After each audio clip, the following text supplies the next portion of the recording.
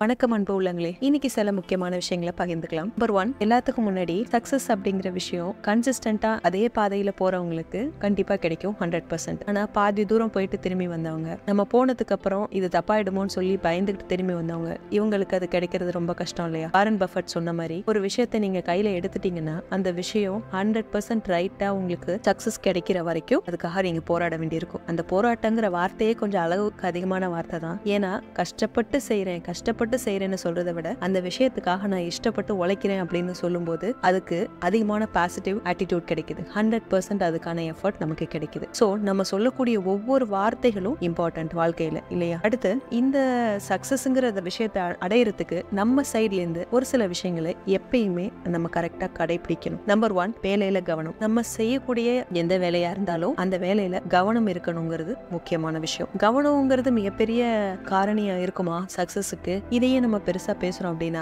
ஒரு சின்ன விஷயம், ஒரு 1 செகண்ட்ல ட்ரெயினை விட்டவங்க இருப்பாங்க, இல்லைன்னா 1 மார்க்ல MBBSல சீட்டை விட்டவங்க இருப்பாங்க. அவங்களுக்கு தாங்க தெரியும் அதோட வேல்யூ. சோ நம்ம செய்யக்கூடிய எந்த வேலையா இருந்தாலும் அதுல கவனமா இருக்கிறது வாழ்க்கையில நம்ம அடுத்த லெவலுக்கு போறதுக்கு கண்டிப்பா ஹெல்ப் பண்ணும். 2வது விஷயம், எதையும் தள்ளி போடாம இருக்கிறது. நாளைக்கு செஞ்சுக்கிறேன், நாளான்னைக்கு செஞ்சுக்கிறேன், இனி கொஞ்சம் டயர்டா இருக்கேன். நீங்க டயர்டா இருக்கும்போது ரெஸ்ட் எடுக்கணும், உண்மைதான். ஆனா ரெஸ்ட் எடுத்து டயர்ட் ஆயிடக்கூடாது இல்லைங்க. சோ நம்மளோட சோம்பேறித்தனம் நம்ம வாழ்க்கையில முன்னேற்றத்திற்கான தடைக்கல்லா இருக்கிறத எப்பயுமே அனுமதிக்காதீங்க, எப்பயும் அனுமதிக்காதீங்க. 3வது, எந்த விஷயத்தையும் சிக்கலாக்குறதாம பாத்துக்கோங்க. ஃபார் எக்ஸாம்பிள், ஒரு விஷயத்துக்கு நேரா போகக்கூடிய வழி இருக்குன்னா நான் சைட்ல போனா அதை விட பெஸ்டா போயிடுவேன். நீங்களா ஒரு தப்பு கணக்கு போட்டுக்கிட்டு அங்க போயிட்டு அதை இன்னும் சிக்கலாக்கி திருப்பி முதல்ல வந்த பாதைக்கே வர்றது எவ்வளவு தப்பான ஆட்டிடியூடோ அந்த மாதிரி சாதாரணமா நடக்கக்கூடிய விஷயத்த காதை சுத்தி மூக்க தொடுற மாதிரி எதையும் ரொம்ப சிக்கலாக்கி அதன் மூலமா டயத்தை வேஸ்ட் பண்ணிக்கிட்டு இருக்காதீங்க. 4வது, எப்பயுமே உங்க முயற்சியை கைவிடாம இருங்க. ஒரு விஷயம் நடக்குமா நடக்காதா அப்படின்னு யோசிக்கிறத விட முயற்சி பண்ணி பார்ப்போம், நடந்ததுன்னா ஓகே, நடக்கலைன்னா அதை விட பெட்டர்மெண்டான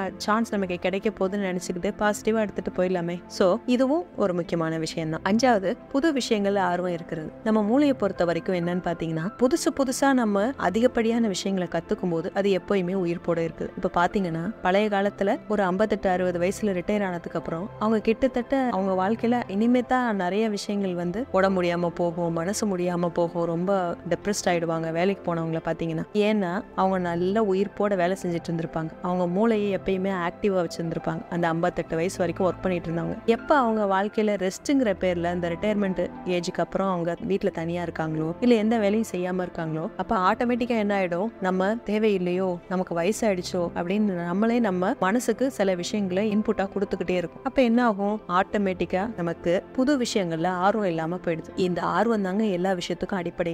ஆர்வம் இல்லாம எந்த விஷயத்த கத்துக்கவும் முடியாது, அந்த விஷயத்துல சஸ்டெயின் பண்ணவும் முடியாது. புதுசா விஷயங்களை கத்துக்கிறது எல்லாத்தையும் விட முக்கியமான விஷயம், பாத்துக்கோங்க. அடுத்து, முந்தைய விஷயங்களோட தவறுகள்ல இருந்து நம்ம பாடம் கத்துக்காம இருக்கிறது நான் சொன்ன புது விஷயங்களை கத்துக்கிறத விட முக்கியங்க. நான் ஒரு பாதை வழியா போய்கிட்டு இருக்கேன், எனக்கு முன்னாடி போனவங்க அந்த பக்கம் போகாத, இந்த அங்கதான் ஒரு புலி இருக்கு அப்படின்னு சொல்றாங்கன்னா நீங்க பிளைண்டா அதை நம்ப வேண்டாங்க. ஆனா ஒரு அலர்ட்டா போலாம்.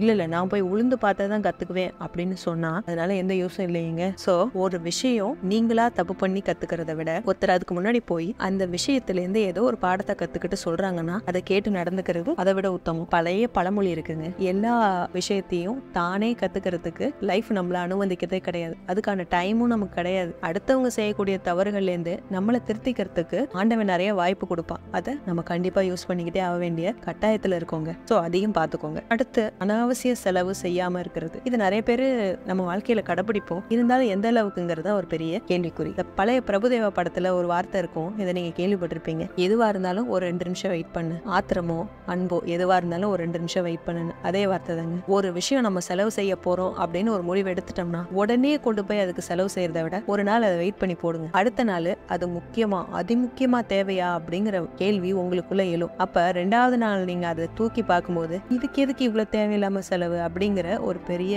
கேள்வி எழும். அப்ப ஆட்டோமேட்டிக்கா தேவையில்லாத செலவை நம்ம ஒதுக்கிடுவோம். சோ இந்த மாதிரி சின்ன சின்ன விஷயங்களை எப்பயுமே வாழ்க்கையில கடைபிடிச்சோம்னா நமக்கு வரக்கூடிய மிகப்பெரிய சங்கடங்கள்ல இருந்து தப்பிச்சுக்கிறதுக்கு ஒரு பெரிய ஆபத் பண்றவனா உதவி செய்யுங்க. ஓகே, இன்னொரு டாபிக்கோட இன்னொரு நாள் பார்க்கலாம். நன்றி.